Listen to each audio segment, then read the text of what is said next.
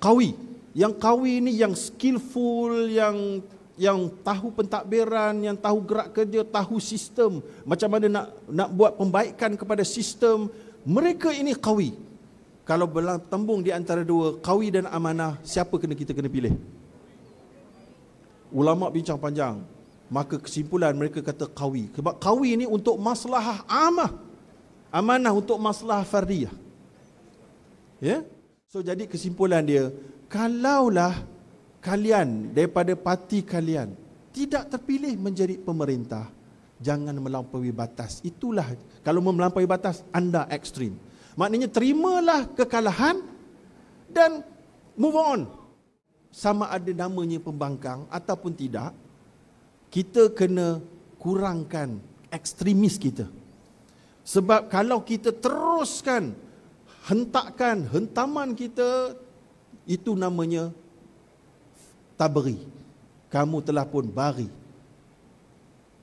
Walaupun orang kata buriah tu adalah menderhaka, memberontak, tak semestinya. So maknanya dengan sini kita kena rasmikan perbezaan pendapat dalam siasah. Selagi mana kita sama-sama mengucap dua kalimah syahadah, tidak ada siapa terkeluar daripada Islam. Tak boleh kata fasik, tak boleh. Ini perbezaan ijtihad muktabar dalam nas zanniyatud dilalah. Kemudian lihat bagaimana Yahudi ni, dia bila jumpa Aisyah, dia kata, dia jumpa Aisyah, dia pun kata, assalamu alaiki, celaka ke atas engkau. Yahudi ni cakap pada Aisyah. Aisyah pun balas, wa alaikum, assalamu alaikum wa la'anakumullahu wa ghadiba alaikum. Tambah 30. Yahudi ni cakap celaka je kat atas, satu je. Aisyah balas, celaka ke atas kamu juga, dan Allah laknat atas kamu, dan Allah murka kamu. 3 dia balas. Ya.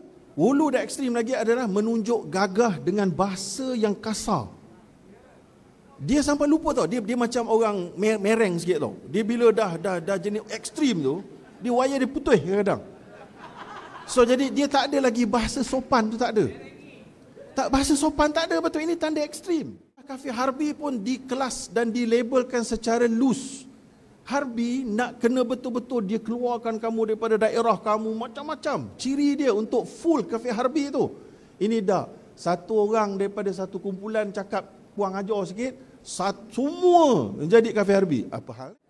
Apa yang berlaku lagi hulu dengan ekstrim lagi? Kita boleh lihat ketakutan yang luar biasa kepada non-Muslim. Ketakutan. Ni kalau ada non-Muslim je, oh bahaya. Ada non-Muslim je, tak boleh. Ada Muslim je, bahaya. Padahal non-Muslim tu adalah mad'u untuk kita ke syurga. Bukan kita ni nak buat banner tembok, kita je nak masuk syurga. Depa pergi surga ramai. Apa boleh mengislamkan seorang khairul laka min humuri na'am, tak ada dalam kamus dia. Lebih baik daripada unta merah, tak ada. Itu mereka kerap takut. Ada ramai kerap takut dan fobia dengan non-Muslim. Malah diberikan kredit kepada non-Muslim berlebih-lebihan pada benda yang tak sepatutnya. Macam kita jugalah. Oh, ini Yahudi punya kerja lah ni. Yang Yahudi lah ni. Ini Yahudi lah ni. Semua Yahudi dapat kredit. Kalau tak Yahudi, satu lagi yang akan disalahkan, jin. Ini jin lah ni. Ini migraine ni jin lah ni. Ini sakit menstrual ni jin lah ni. Semua jin saja. Jin pun teropong. Kalau tak jin, Yahudi. Kata Yahudi kafir. Kan? Oh dia pi, okey. Musnah sesama Muslim dan menasukkan neraka orang yang berbeza dengannya. Ini semua adalah red flag, tanda ekstrim sudah berlaku dalam pemikiran orang yang begitu. Ya.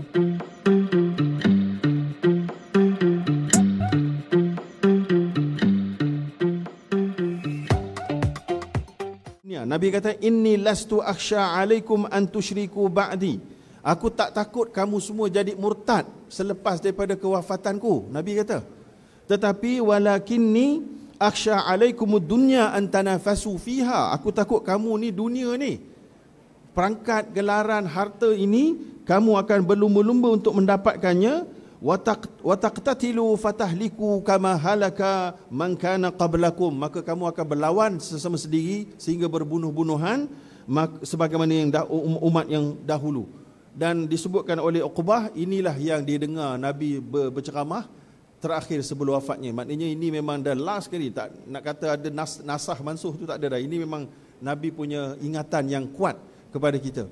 Jadi atas sebab itu sekarang ni apabila dia melibatkan politik, kepartian untuk mendapat kuasa, maka sudah tentu benda ni mainkan peranan.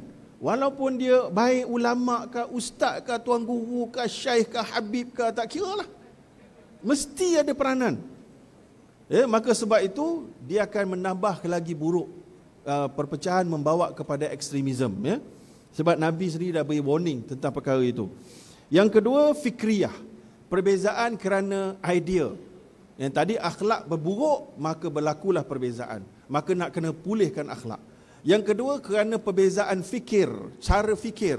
Iaitulah strategi. Ada yang kata kita kena Melayu saja, dengan Islam saja, jangan bercampur gaul dengan non-Muslim, jangan mengambil mereka sebagai bitanah, sebagai rakan, sekutu dan seumpamanya. Ada yang kata, tak, kita kena ambil.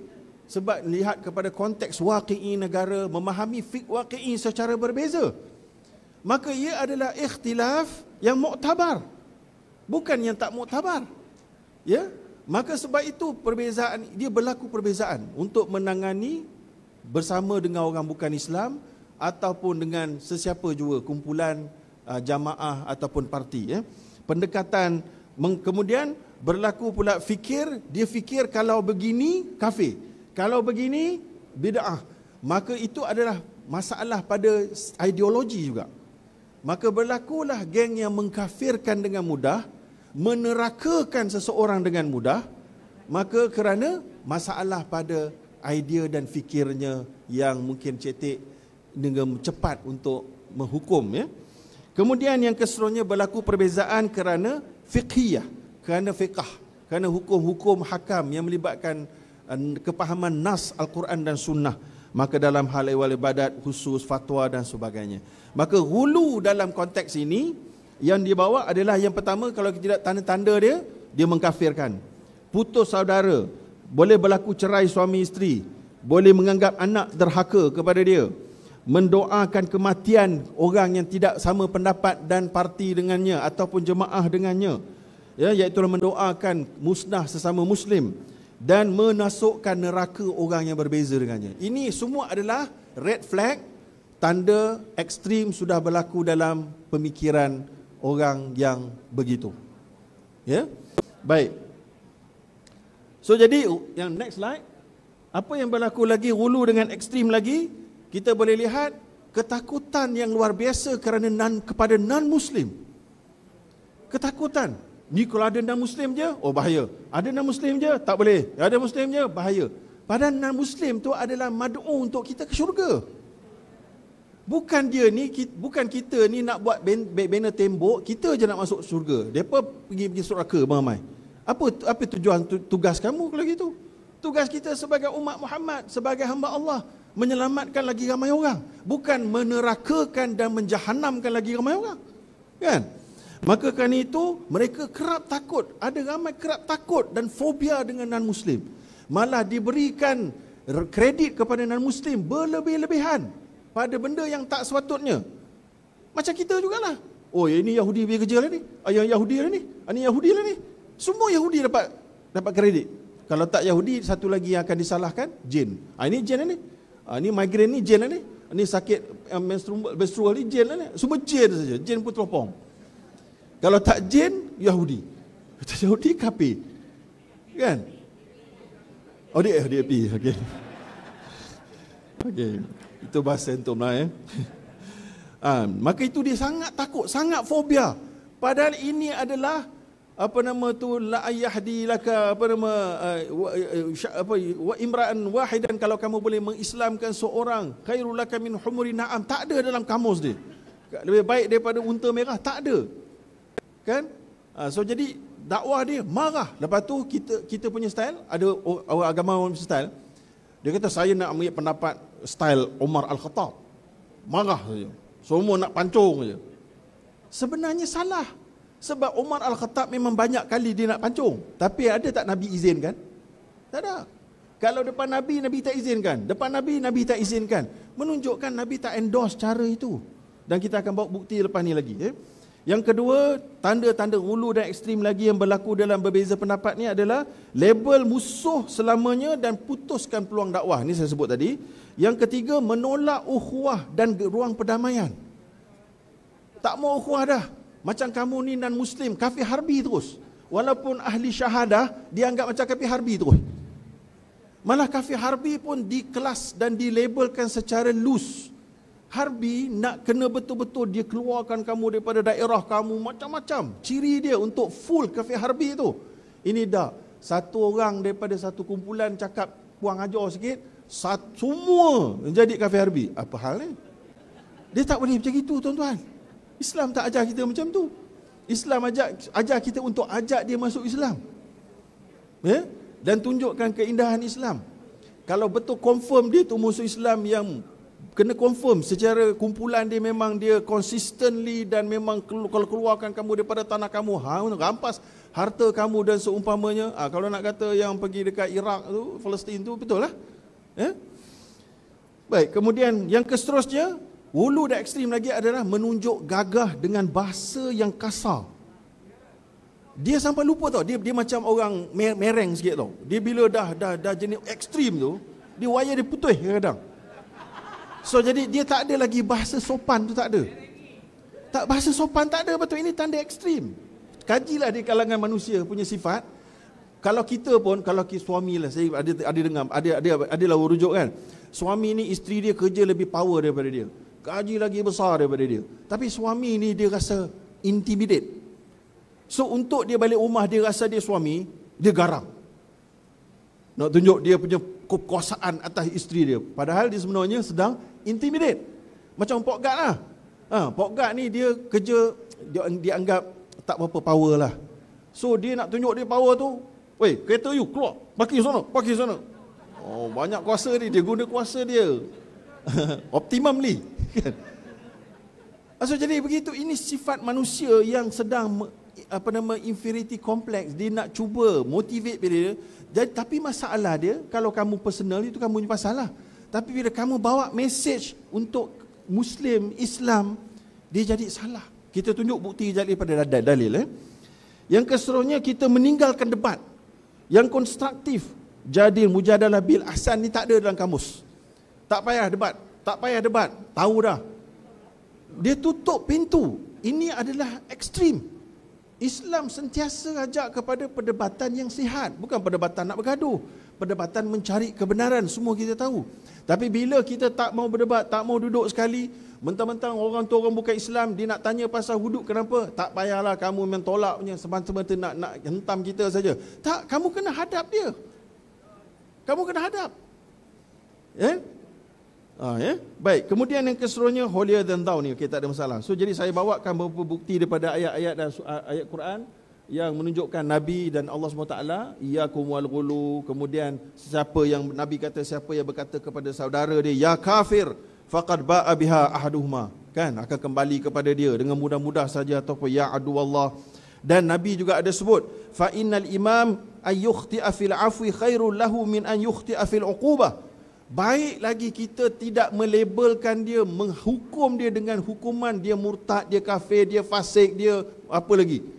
Lebih baik daripada kita tersilap daripada menghukum dia. Tersilap kita dalam tidak menghukumnya begitu yang keras, lebih baik daripada kita tersilap dalam melepaskan dia.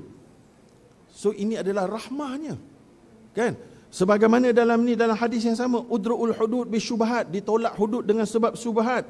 Apa nama tu, ataupun udrul hudud anil muslimin mastata'tum fa in kana lahu makhraj fakhallu sabilahu. Kalau ada ruang untuk kamu tak laksana hukum ke atas dia, kamu cari ruang tu, takwil. Itu ukhuwah sesama muslim. Ya, bukan tak ada cukup bukti pun sengaja takwil cukupkan. Lazimul qaul laisa biqaul dalam kaedah dia.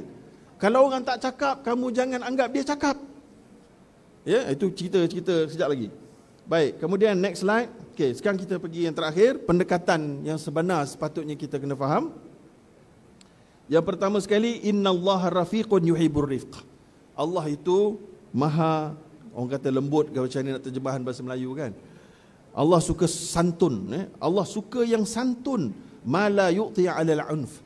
Yang mana kesantunan dan kehalusan budi ini akan memberi sesuatu yang tak akan dapat dibawa oleh keganasan. So ekstremis akan hanya membawa kepada keganasan dan kekerasan.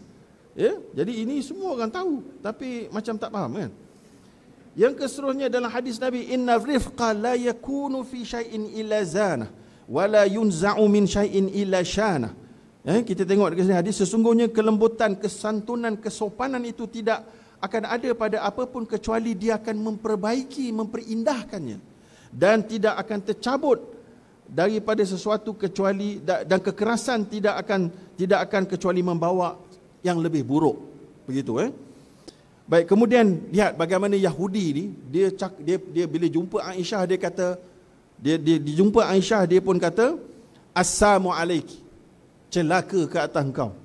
Yahudi ni cakap pada Aisyah. Aisyah pun balas, wa alaikum, assalamu alaikum wa la'anakumullahu wa ghadiba alaikum. Tambah 3 pulun. Yahudi ni cakap celaka je kat atas, satu je. Aisyah balas, celaka ke atas kamu juga, dan Allah laknat atas kamu, dan Allah murka kamu. 3 dia balas. Nabi dengar, Nabi kata, mahlan ya Aisyah. Nanti kejap Aisyah, sabar. Kan? Nabi pun kata, alaiki birrifqi wa iyyaka wal unf wal fush. Jauhkanlah kamu, hendaklah kamu santun, lemah lembut, dan jauhkanlah diri kamu daripada unf, keganasan dan bahasa kasar. Ya? Maka Aisyah tak puas hati. Ni isteri yang cerdik ni kan, jawab. Dia kata, ya Rasulullah, awalam tasma' ma qalu, kau tak dengar apa dia cakap tadi? Yahudi cakap. Nabi kata, awalam tasma' ma qult, kau tak dengar aku cakap ke? Nabi dia kata. Kau tak dengar aku cakap kan? Iaitulah Nabi kata, radatu alim, aku dah balas pun dia punya doa laknat tadi. Dia assalamualaikum, laknat atau celaka atas kamu. Nabi kata, alaikumussalam, alaikum, radat tu aku dah balas, tapi cukup. Dia bagi satu, kita bagi satu, cukup. Ya? Dan Allah duk makbulkan doa aku, dan Allah tak makbulkan doa dia, Nabi cakap. So jadi itu adalah apa yang kita boleh faham kat situ. Orang Yahudi tu yang duk mencela kepada isteri Nabi. Nabi tak protect isteri dia ke? Nampak? Satu benda yang perlu kita sangat-sangat faham. Baik, kemudian sekarang kesimpulan kita. Yes, next slide. Yang pertama sekali ayat ni, tolonglah kita faham betul-betul. Wa in ta'ifatani minal mu'minin naqtatalu. So maknanya dengan sini kita kena rasmikan perbezaan pendapat dalam siasah. Selagi mana kita sama-sama mengucap 2 kalimah syahadah, tidak ada siapa terkeluar daripada Islam. Tak boleh kata fasik, tak boleh. Ini perbezaan ijtihad muktabar dalam nas zanniyatud dilalah. Dan Allah mengiktirafnya. Sampai berperang pun mereka mukmin. Tapi lepas itu tak cukup di situ. Itu yang pertama. Yang kedua, kalau kita rujuk kepada kes perang Siffin dengan Jamal, kan? So kalau kita lihat apa yang Ali cakap. Next slide. Ali sebagai, siapa khalifah masa tu? Muawiyah ke Ali? Ali. Maka sesiapa saja yang memegang tampuk pemerintahan, kalau kita jadi rakyat, sama ada namanya pembangkang ataupun tidak, kita kena kurangkan ekstremis kita. Sebab kalau kita teruskan hentaman kita, itu namanya tabri. Kamu telah pun bari. Walaupun orang kata buriah tu adalah menderhaka, memberontak, tak semestinya. Jadi sebagaimana Ali sebut kepada rakan-rakannya apabila ditanyakan, su'ila an ahli Jamal, ditanya kepada Ali tentang orang-orang yang melawan di dalam peperangan Jamal. Musyrikun hum, adakah mereka musyrik? Ali jawab, minasyirki farru. Tak, mereka ni daripada syirik jauh mereka lari. Yang musuh-musuh dia, Ali cakap. Kemudian amunafiqunahum, adakah mereka ni munafik? Ditanya kepada Ali, yang lawan dia tu. Ditanya bagaimana? Ali pun cakap, al-munafiqi innal munafiqina la yadhkuruna Allah illa qalila. Orang musyrik, munafik dia tak ingat Allah kecuali sikit. Mereka ni ingat Allah banyak. Ya? Wa famahum. Habis siapa mereka ini? Ali pun jawab, ikhwanana baghaw alaina. Mereka adalah saudara-saudara kita yang baghaw alaina, yang menderhaka ataupun yang memberontak ke atas kita. So jadi kesimpulan dia, kalaulah kalian daripada parti kalian tidak terpilih menjadi pemerintah, jangan melampaui batas. Itulah, kalau melampaui batas, anda ekstrim. Maknanya terimalah kekalahan dan move on. Dekat peringkat negeri ke, peringkat negara ke, kalau tidak, kalau kamu tak move on, kamu lawan lagi, lawan kafirkan lagi, api-apikan lagi, macam-macam, barau. Sebab pemerintahnya ada. Dalam Islam kita nakkan ketenangan tadi tu. Memang dalam demokrasi ada waktu kita memang boleh tak tenang, iaitulah waktu pilihan raya. Okey, waktu pilihan raya je lah. Okey. Masa kempen tu lah. Tapi cukup. Dan jangan membawakan api perkauman lah, api perkafiran lah dan seumpamanya. Maka ini semua adalah sebenarnya membawa kepada barau alaina. Jadi next slide. Next slide, maknanya siapa pemerintah, kita taat dan rifq. Yang kedua, perbezaan dan perpecahan akan sentiasa wujud. Itu ujian. Jadi macam mana saya nak kita bawa balik hari ini, jangan resah dengan perbezaan. Jangan resah kata kita semua kena berpadu. Cubalah, memang tak berjaya punya. Macam orang kata, jom kita hapuskan kemiskinan. Tak boleh hapus. Zakat tu sentiasa wujud sampai hari kiamat. Katakan tak ada zakat pula. Orang miskin tu tetap diperlukan kerana fungsi mereka. Ya? Jadi mesti ada, dia macam masih ada. So macam mana nak menyikapinya, kita dah sebut tadi. Kemudian nak menyikapi, jangan bari, jangan hulu. Kemudian sabar dan ibadah ikut aturan ni daripada hadis Nabi. Sabar dan ikut aturan ni, iaitulah, dan bila kamu tak jadi pemerintah, contohnya kamu tak menang, kamu sebagai orang yang kurang banding dengan yang lebih, kamu iaitulah meminta kepada Allah pada waktu fin awalin nahar, pada waktu awal siang, petang dan juga ujung malam, itu ibadat. Kemudian dakwah dan siasah jangan putus. Bila siasah mendominasikan dakwah hilang, maka dianggaplah parti yang ini adalah parti politik semata-mata, tak ada kaitan dengan Islam. Islam ditunggang. Kalau Islam itu memandu, dakwah itu sentiasa di dalamnya. Dia sentiasa di dalamnya, bukan di belakang. Kemudian ujian dan gelaran, pangkat, harta, semuanya memang ujian pada semua sekali. Tak kira lah daripada kalangan kita, daripada orang sana, daripada orang sini, semua. So jangan action kata, dah aku ni tak kisah. Dah. Semua mesti kisah. Benda ni. Kemudian, inna khaira man istajartal qawiyul amin. Orang yang paling baik kamu lantik sebagai pekerja pemerintah adalah yang qawi dan amin. Rujuklah tafsir, apa maksud qawi dan apa maksud amin. Dan kalau bertembung antara duanya, siapa kamu nak ambil? Amanah ke qawi? Bukan parti amanah ni, amanah dalam Al-Quran tu. Kalau kita rujuk amanah itu, sifat dia dirujukkan pada hubungan peribadi dengan Allah. Dia solatnya kuat, dia takwanya tinggi, personally. Kalau dia ada maksiat, itu amanahnya kurang. Dia buat maksiat sikit, itu amanahnya kurang. Tapi kalau rasuah ada, rasuah bukan kat sini, dekat sebelah sini. Qawi. Yang qawi ni yang skillful, yang tahu pentadbiran, yang tahu gerak kerja, tahu sistem, macam mana nak buat pembaikan kepada sistem. Mereka ini qawi. Kalau bertembung di antara dua, qawi dan amanah, siapa kita kena pilih? Ulama bincang panjang. Maka kesimpulan mereka kata qawi. Sebab qawi ini untuk maslahah amah. Amanah untuk maslahah fardiyah. Sebab kalau yang amanah dia letak dekat pemerintah, qawi kita tinggal, dia tak tahu dah buat apa. Dia sign, dia tak tahu apa benda dia sign.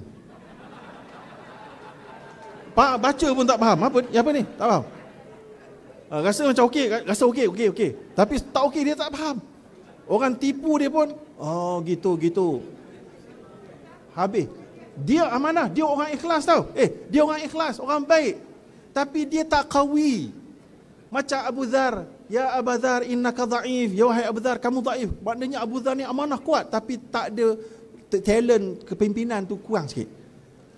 So, maka itu sebabnya kalau orang amanah duduk atas, bukan orang parti amanah, orang yang beramanah itu duduk atas, kemudian dia tak ada kualiti itu, maka akan menjadi masalah kepada yang lebih besar. Maka yang akhir sekali, lazimul qaul laisa biqaul. Ingat yang ini contoh je macam ni tau. Imam Malik, Imam Abu Hanifah, dengar betul menganggap bahawa tersentuh isteri tak batal wuduk. Imam Syafi'i menganggap batal wuduk sentuh wanita walaupun tersentuh isteri pun. Maka kalaulah kita solat belakang orang bermazhab Maliki, sah tak solat kita? Mungkin dia sentuh isteri dia tak ambil wuduk balik. Maka ada tak Imam Malik berkata semua orang-orang mazhab Syafi'i depa ni sebab tak ambil wuduk balik, solat mereka tak sah. Maknanya mereka ni tak solat. Tak ada. Habis tapi pandangan ijtihad dia macam tu. Maknanya mestilah dia akan cakap tak sah. Apa? Mestilah dia cakap tak sah. Yang itu tak ada. Itulah namanya lazimil qaul laisa biqaul. Tak boleh kita anggap bahawa itu dia cakap selagi dia tak cakap. Walaupun kalau ikut logiknya, dia jive. Tapi tak. Itu bukan ijtihad mereka. Malah mereka solat di belakang imam mazhab lain, tak ada masalah. Jadi itulah sekadar yang next.